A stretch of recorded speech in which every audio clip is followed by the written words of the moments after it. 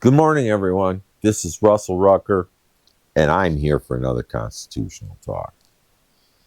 And I'm glad you're here too.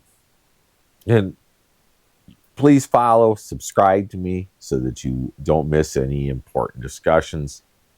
I want to get today back to our amendments and discuss the 25th Amendment. The 25th Amendment deals with the line of succession of the president. Okay. And it reads, Amendment 25, Section 1, in case of a removal of the president from office or his death or resignation, the vice president shall become president.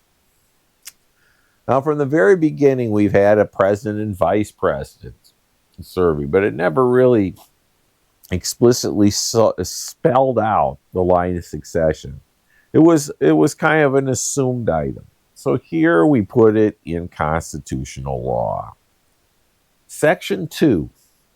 Whenever there is a vacancy in the office of the president, of the vice president, the president shall nominate a vice president who shall take office upon confirmation of a majority of both houses of Congress. So, the president can nominate, but Congress has to approve the replacement of the vice president of the United States. So when you're dealing with a vice president has died, a vice president that had to resign because of scandal or what have you, or he just chose to step down, it is the duty and the right of the president of the United States to appoint his vice president, and they have to serve together as the Constitution defines in Article 2. So it's his choice of who shall become vice president. But Congress also has a choice there. And that's really what's important here. But let's move on to Section 3. Whenever the president transmits to the president pro tempore of the Senate and the Speaker of the House of Representatives his written declaration that he's unable to discharge the powers and duties of his office, and until he transmits in them a written declaration to the contrary, such powers and duties shall be discharged by the vice president as acting president. So this does occur from time to time. The president notifies the speaker and the president pro tempore that he's unable to serve. A lot of times this happens for an hour or two while he's in surgery or something like that. But it could also be that he realizes that he's incapable of performing his duties, for instance, for medical reasons or an onset of dementia or something along those lines, and he realizes he can no longer fulfill. Then it would automatically go to the vice president. But the president can transmit a declaration to the contrary. So, my first example I gave of him going under the knife in surgery, once he's back and everything is running smoothly, then he can issue a declaration to the contrary, and he can take the reins of the White House back, the reins of the presidency. So that's also an important thing to understand here. But I'll move on to Section 4.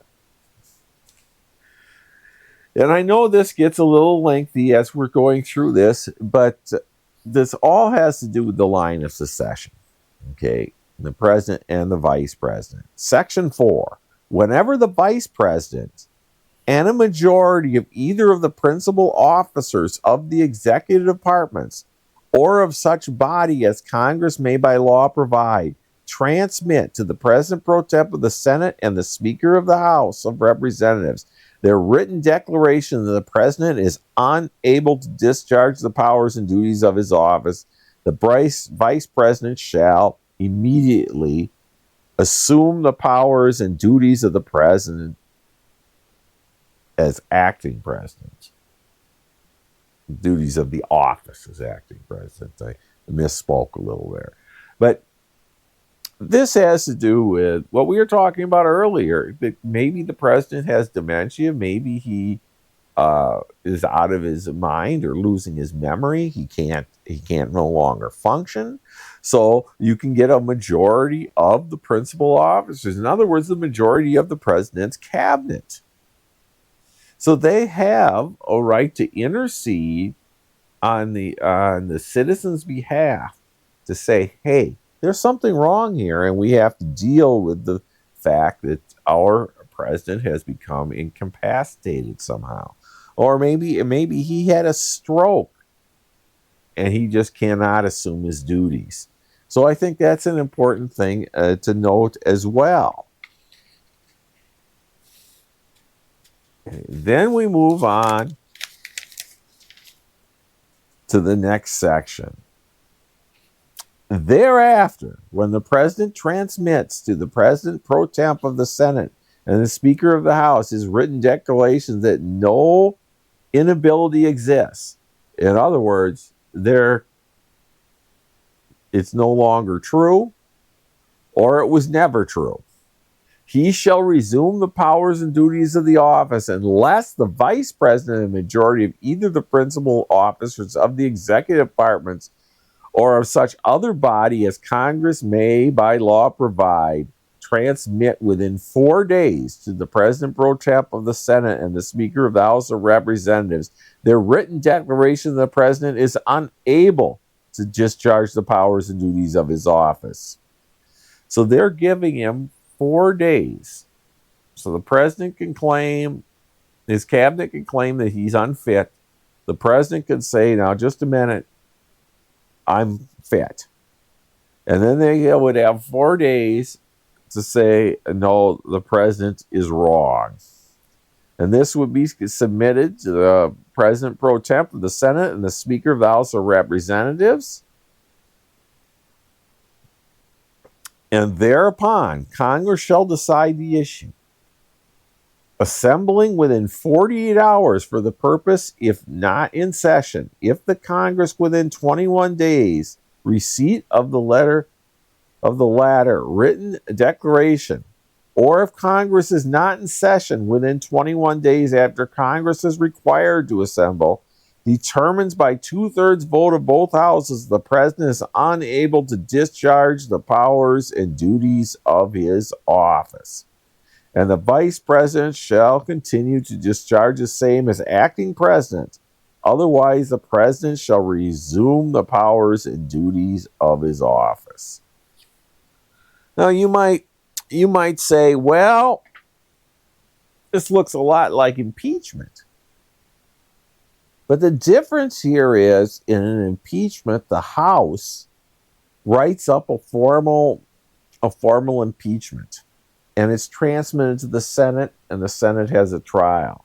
But here it's lumped Congress together, so Congress and the Senate would have to vote as a body with a 2/3 majority to either remove the president or state that he's fine and that he can continue on.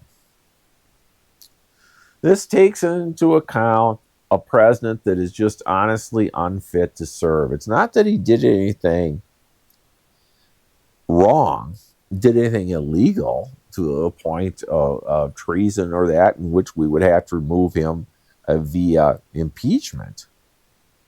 But it gives an opportunity to remove someone who is unfit to serve, basically for health reasons.